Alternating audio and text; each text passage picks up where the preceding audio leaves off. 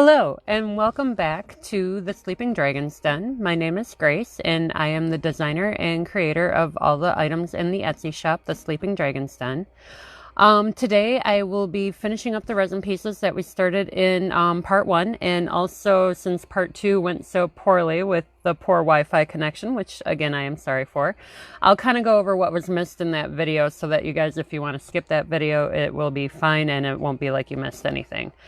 And please, as always, feel free to ask any questions about what I'm doing or leave a comment during and after the live video feed. After the video is over, I will still continue to check back and answer any questions that are asked about this video. So today, as we saw yesterday, I popped all the pieces out and showed you the front of them. And then I did a resin on the back to finish the back of them first so that the charm can be applied to the front. You want to do the back first before you do the front, because sometimes the charm resting on the front will make the piece uneven. And if the piece is uneven, then the resin's not going to set evenly, because you're going to want your piece to be on an even surface. So this was one of the charms that I domed yesterday that the video cut out on.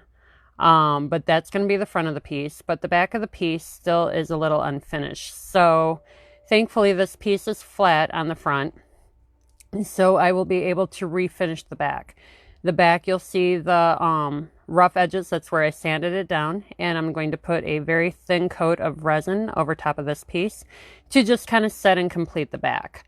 This way there's no rough edges and the piece will look pretty on the front and also pretty on the back.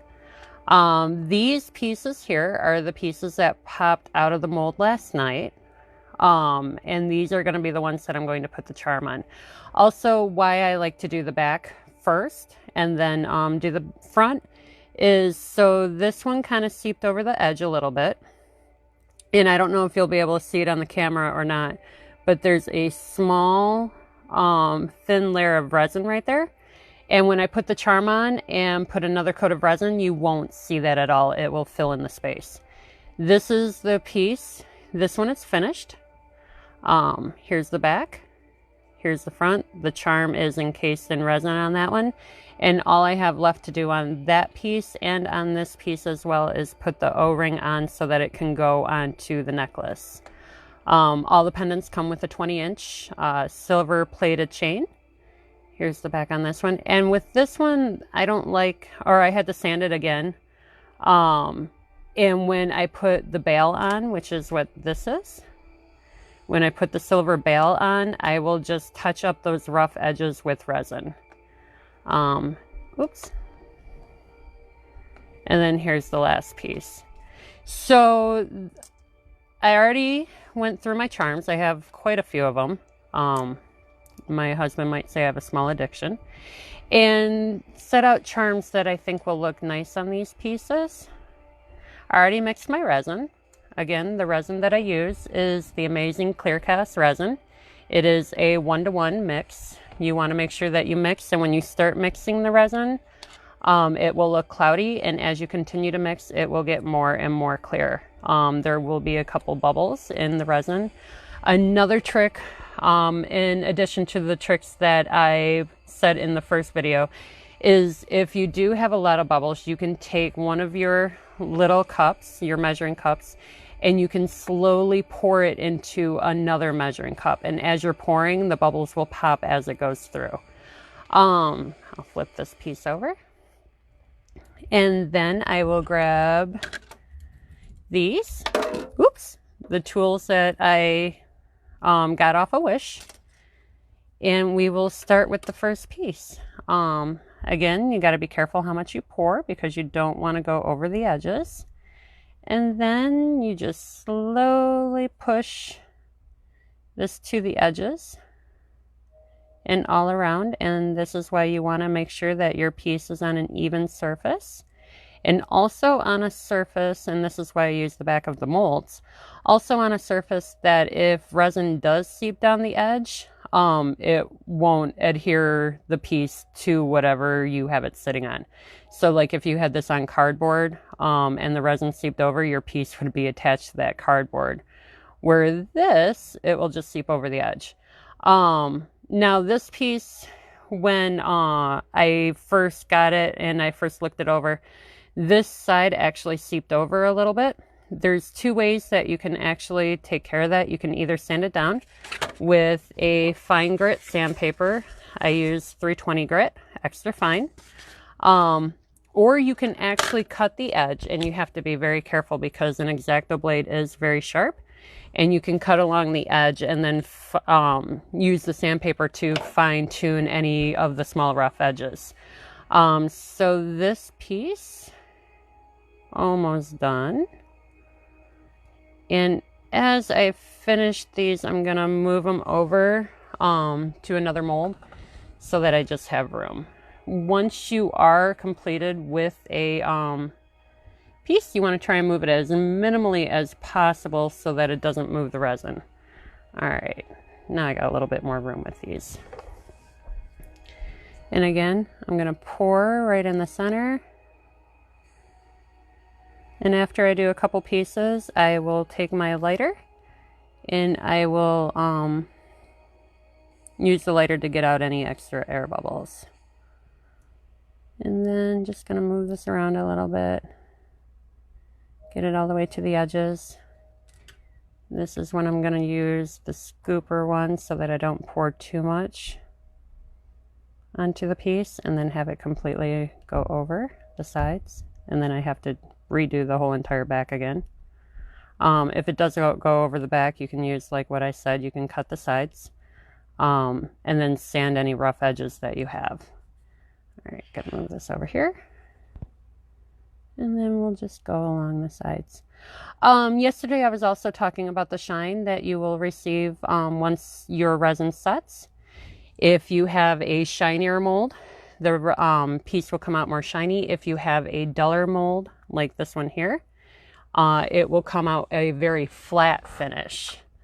And if you don't like the flat finish, you can always put another small clear coat or thin coat of resin over top, and it will bring the shine right back. Going to be very careful here with this one not to use too much. Now the mermaid that is next to the turtle that I'm working on here, I am not going to completely encase in resin because I want her to kind of stand out. Same thing with the fairy down below. So I'm just going to coat the back of the two silver charms with resin so that they adhere to the piece, but you still get that 3D texture. One way to actually clean your molds is to use regular dish detergent. I use regular dish detergent and a toothbrush, because after you use the molds a couple times, they get almost like this fuzzy feel to them, and then your pieces will come out with little fine hairs in them and they'll take away from the clarity. There. Move this guy over here. I should have worked from right to left instead of left to right, but hey, you live and learn, and welcome to live video. All right, I'm going to coat the back of this. Oops, sorry, went off camera there for a minute.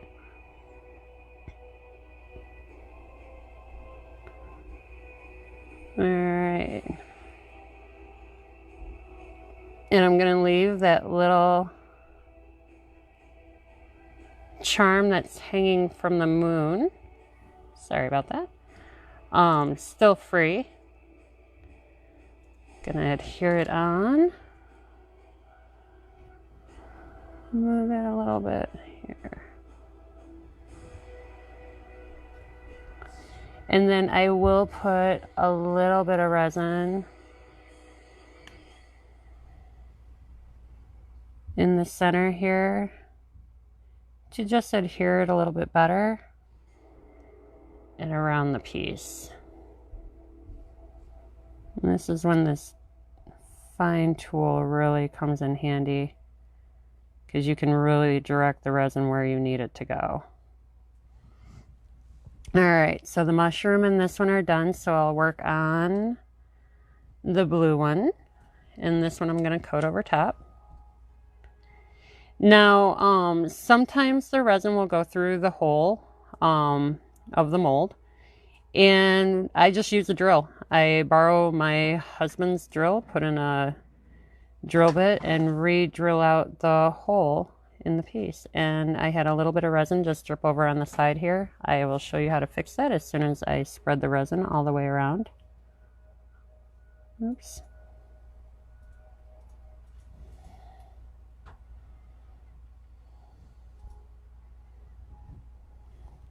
And the glue that I use to adhere the silver bales onto the pieces is E6000.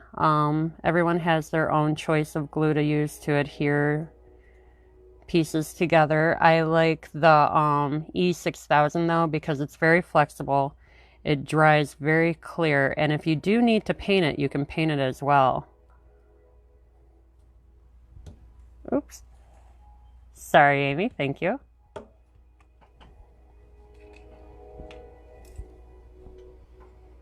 All right.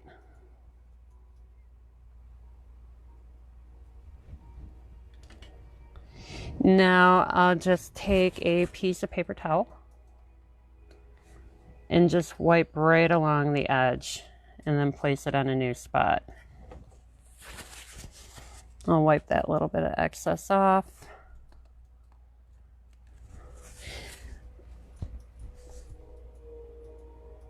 Now, this one, like I said, I'm going to just put the resin onto the back of the piece because I don't want the whole thing encased. I do want them to be more of a 3D effect. So you get to kind of see how the pieces are made from beginning to end this way. They're all in different stages of completion on this little group. Flip her over.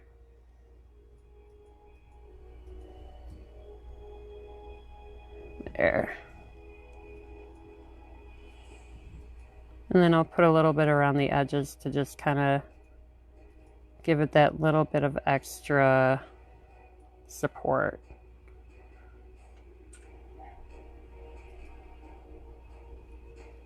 Now, I love using alcohol inks. They're one of my favorite things to use just because of how unpredictable they are. You never know what kind of pattern you're going to get. You can kind of try to get a certain type of pattern, but you never know for sure what you're going to get. It makes it kind of fun. So these ones are done, and I just have to get my pliers out and we'll push the ring right on through. Grab this side. Now sometimes it'll fit, sometimes it won't. This one also needs to have a little bit of the resin coated on the side so that it makes that side shiny again. It was a little rough, so I had to take some sandpaper to it. Oops. Trying to do this on camera without hitting the actual camera is a feat.